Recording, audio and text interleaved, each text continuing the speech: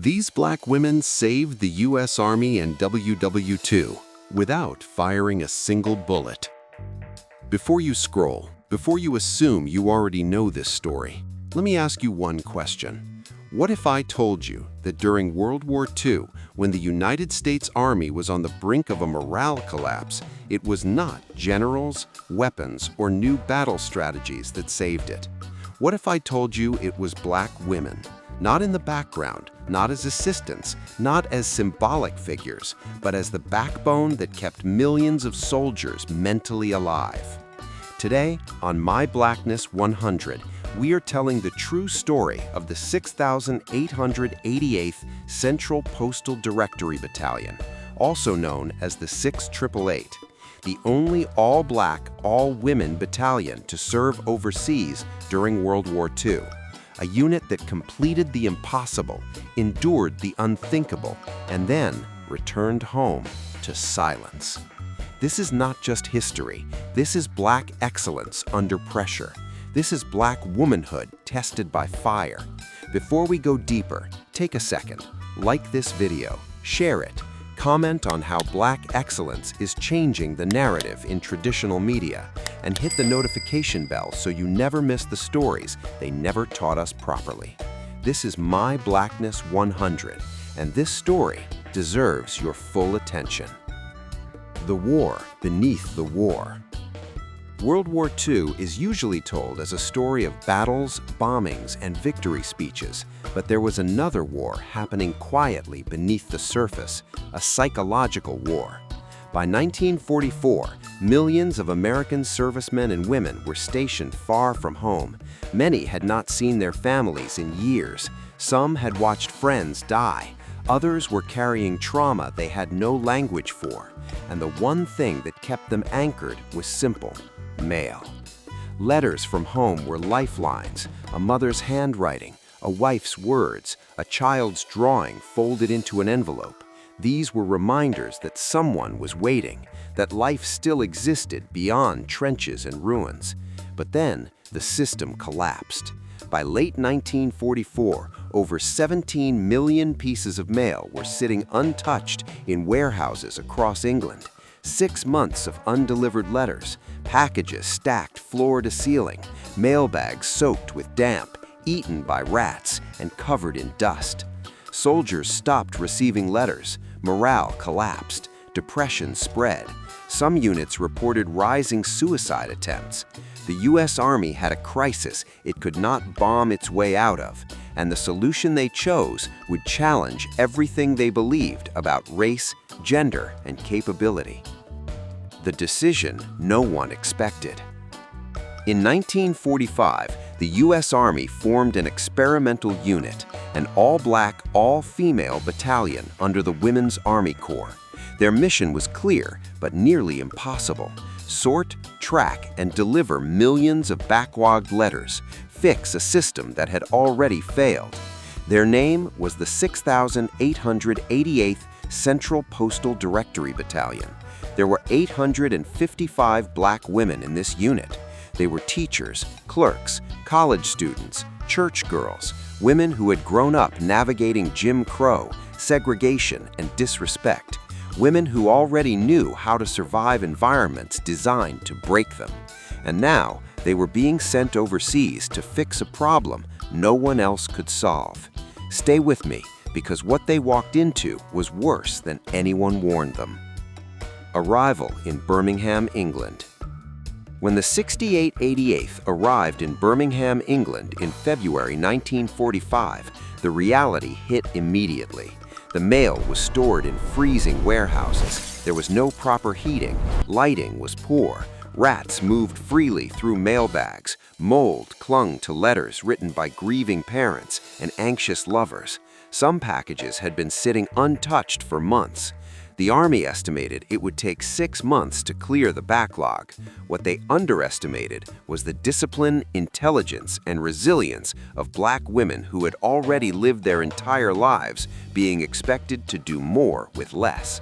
And at the center of this operation was a leader history still does not praise enough: Major Charity Adams, leadership without apology. The battalion was led by Major Charity Adams, the first black woman officer in the Women's Army Corps. She was calm, precise, unmovable. Major Adams understood something crucial. This mission was not just about logistics, it was about dignity, about proving that black women could lead, execute, and outperform under the harshest conditions. She organized the battalion into 3 shifts per day, around-the-clock operations, no wasted movement, no confusion. Each woman was expected to sort approximately 65,000 pieces of mail per shift. Names were incomplete, addresses were outdated, soldiers shared common names, units had moved, so the women created their own system, card indexes, cross-referencing techniques, memorization of unit codes, handwriting recognition. They treated each letter as sacred because it was, and while they worked with military precision, they were fighting another war at the same time, racism in uniform. Even overseas, racism followed them. White officers questioned their intelligence, segregation was enforced, their competence was constantly challenged. At one point, a white general attempted to undermine Major Adams' authority. Her response was quiet, firm, and historic.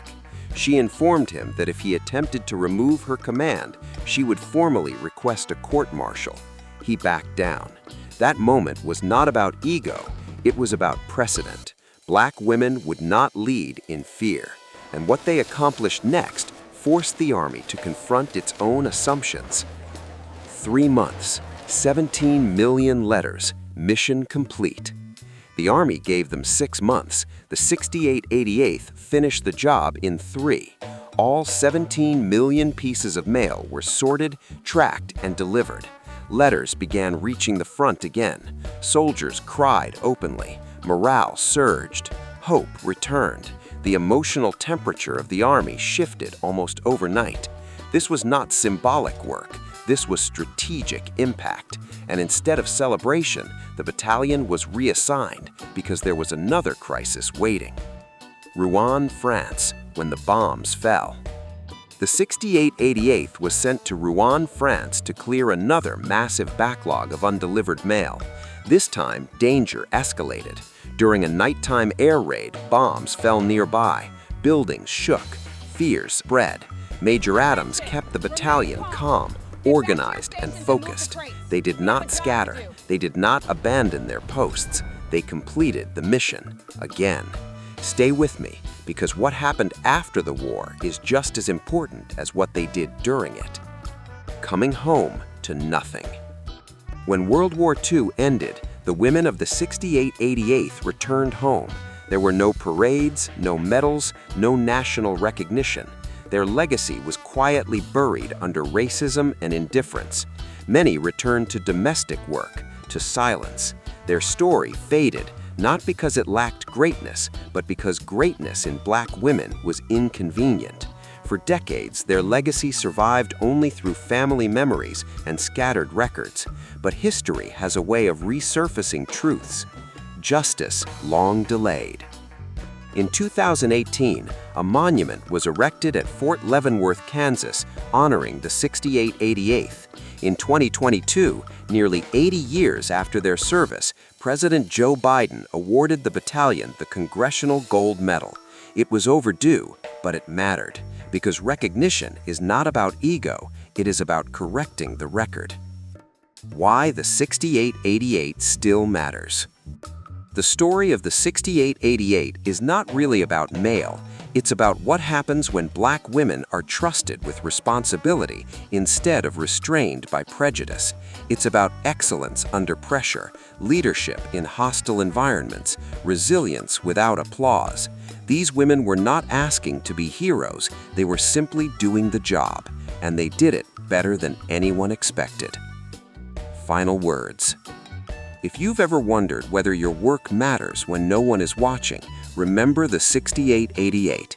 They held the emotional spine of the U.S. Army. They proved black excellence without permission. They rewrote history quietly. If this story moved you, don't let it stop here. Like this video, share it, comment on how these ladies' dedication to duty will influence your life, and hit the notification bell so you never miss what comes next. This is My Blackness 100, and these stories will not be forgotten again.